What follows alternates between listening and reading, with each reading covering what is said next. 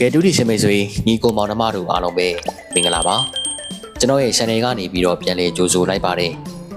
အဲ့တော့ကျွန်တော်ကိုခန့်ကိုအားပေးနေကြတဲ့ဦးလေးရတော့အကိုအမတယောက်ချင်းစီတိုင်း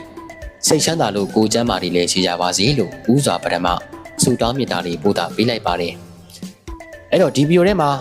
ဒီကနေ့တနင်္လာတရက်စာအတွက်9နှစ်ကျော်ရှင်းနေနီးပါတောင်းလျှောက်လိုက်တွက်ထားတဲ့ Formula 3လုံးကြီးတစ်စုံနဲ့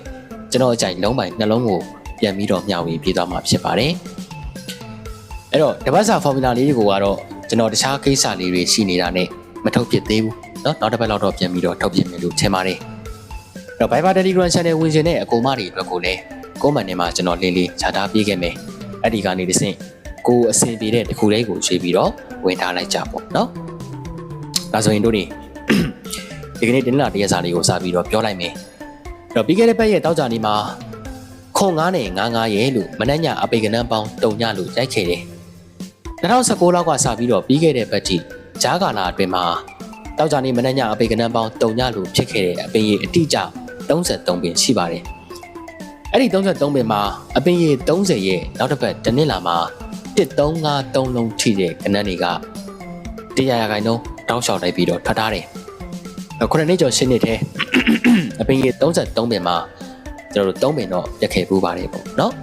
အဲ့တော့ကလာရှိတဲ့ကောင်မတွေက2019လောက်ကစပြီးတော့တစ်ချက်ပြန်စစ်ကြည့်ပါအဲ့ကျွန်တော်ပြောသလိုပြက်ပင်3ချက်တက်ပို့ပြီးတော့တွေးရမှာမဟုတ်ဘူးဆိုတာလေးကိုကျွန်တော်အာမခံပေးပါတယ်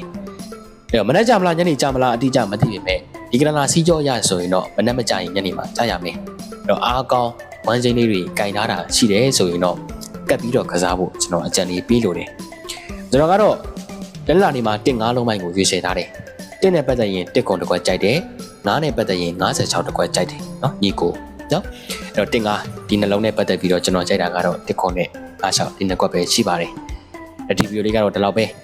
ကျွန်တော်ဒီမှာထိုးပေးထားတဲ့ဖုန်းနံပါတ်လေးကို Viber Telegram ကိုအဆင်ပြေတဲ့တခုကဆက်သွယ်ပြီးတော့လဲကျွန်တော်ကိုယ်ကစီမှာ